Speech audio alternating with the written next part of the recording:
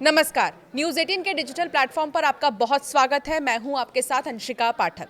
नेपाल इस वक्त अपने इतिहास के सबसे बड़े राजनीतिक संकट से गुजर रहा है। जेनजी आंदोलन के नाम से शुरू हुए विरोध ने सरकार गिरा दी। राजधानी काठमांडू से लेकर पश्चिमी नेपाल तक हिंसा की आग फैली हुई है। संसद, राष्ट्रपति भवन, नेताओं के घर, सरकारी दफ्तर पत्थरबाजी और आगजनी के निशाने पर है। इतना ही नहीं, काठमांडू में संकट के बीच भारत की एयरलाइन इंडिगो ने यात्रियों को राहत दी है। कंपनी ने कहा है कि 11 सितंबर से काठमांडू के लिए रोजाना 4 फ्लाइट्स की शुरुआत की जाएगी, जिससे कि जो भी यात्री वहां पर फंसे हुए हैं उन्हें सुरक्षित घर लाया जा सके। इन फ्लाइट्स के किराए भी कम रखे जाएंगे। इंडिगो ने कहा है कि यात्रियों की सुरक्षा और उनके अपने लोगों से मिलने की चिंता हमारी प्राथमिकता है।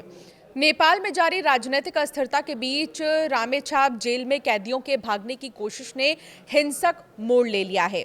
सेना की गोलीबारी में 2 कैदियों की मौत तक हो गई है और 10 अन्य घायल हो गए हैं, जो सेना के नियंत्रण के बाद पहली ऐसी घटना है।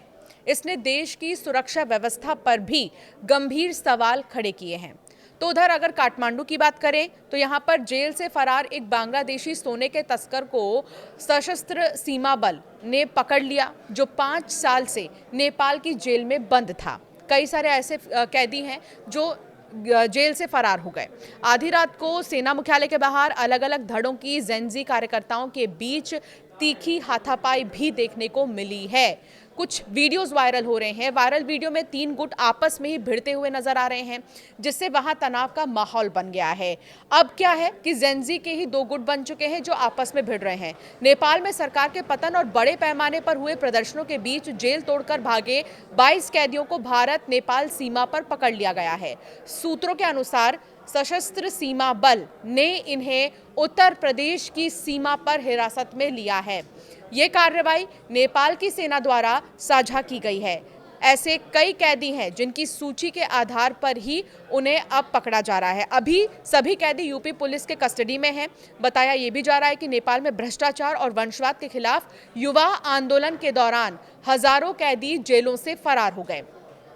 13 बिहार के सीतामढ़ी से गिरफ्तार किए गए हैं। तो सोचिए क्या मंजर है इस वक्त नेपाल का। आप सोच सकते हैं, अराजकता का फायदा उठाकर देश भर की जेलों से 13,500 से ज्यादा कैदी भाग निकले हैं। बांके जिले के नौबस्ता बाल सुधार गृह में झड़प में 5 नाबालिग कैदियों की मौत हो चुकी है। इसके अलावा सिंधुलीगढ़ जेल से 400 से भी ज्यादा कैदी, जिनमें 43 तो महिलाएं शामिल थी, वो भी फरार हो गई हैं। कई जेलों में आगजनी और हथियार लूटने की घटनाएं भी हुई हैं। इस कारण भारत और नेपाल बॉर्डर पर सुरक्षा को बहुत ज्यादा बढ़ा दी गई है। सुरक्षा को टाइट कर दिया गया है। सोमवार को संसद भवन के बाहर पुलिस फायरिंग में 19 युवा से भी ज्यादा की मौत के बाद हालात और भी ज्यादा बिगड़ गए। मंगलवार को कोटेश्वर इलाके की अगर बात करें तो यहां पर प्रदर्शनकारियों ने 3 पुलिस कर्मियों को मार डाला। कालीमाटी थाने के पास हुई झड़प में 3 और प्रदर्शनकारी मारे गए। 2 दिन में 30 से भी ज्यादा लोगों की मौत हो चुकी है और 600 से भी ज्यादा घायल हैं। हालात इतने बेकाबू हो चुके हैं कि प्रधानमंत्री केपी शर्मा ओली को इस्तीफा तक देना पड़ा, लेकिन उनके जाने के बाद भी गुस्सा शांत नहीं हुआ है। मंगलवार की अगर बात करें तो मंगलवार को प्रदर्शनकारियों ने संसद और राष्ट्रपति कार्यालय को आग के हवाले ही कर दिया। ये जो तस्वीरें सामने आ रही हैं वाकई भयावह है। सुप्रीम कोर्ट में भी आगजनी हुई, जिसके बाद सभी सुनवाई अनिश्चित काल के लिए टाल दी गई है। तो ये मंजर है नेपाल का। स्थिति संभालने के लिए नेपाल आर्मी ने देशव्यापी कर्फ्यू और धारा 144 भी लागू कर दी है। त्रिभुवन इंटरनेशनल एयरपोर्ट को बंद करना पड़ा, जिससे कि सैकड़ों विदेशी वहां पर फंस गए हैं।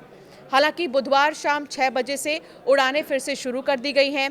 इस बीच जेन जी आंदोलन के नेताओं ने 4 घंटे चली ऑनलाइन मीटिंग में पूर्व मुख्य न्यायाधीश सुशीला कार्की को अंतरिम नेता चुन लिया है।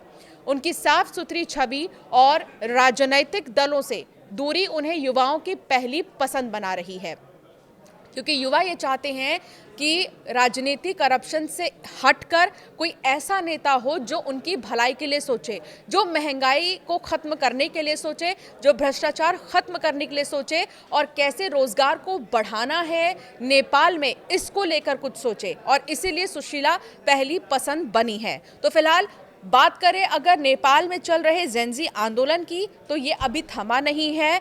अब उल्टा जेंजी के ही कुछ गुट आपस में लड़ने झगड़ने शुरू कर चुके हैं। इतना ही नहीं, कई ऐसे बड़े बड़े सरकारी भवन हैं, कई ऐसे बड़े बड़े भवन हैं जिनको आग के हवाले ये प्रदर्शनकारी कर रहे हैं। फिलहाल पूरे नेपाल में सुरक्षा आर्मी के अंडर है। कई जवान तैनात कर दिए गए हैं जो हालात पर नजर बनाए हुए हैं। सबसे चिंता का विषय यह है कि कई हजार कैदी जेल से फरार हो गए हैं, जिनको पकड़ने का भी सिलसिला अब शुरू हो चुका है। कुछ ऐसे भी कैदी हैं जो यूपी पुलिस की कस्टडी में है, जिनसे पूछताछ का सिलसिला लगातार जारी है। मौजूदा हालात पर आपका क्या मानना है नेपाल के, हमें जरूर कॉमेंट कर बताएं।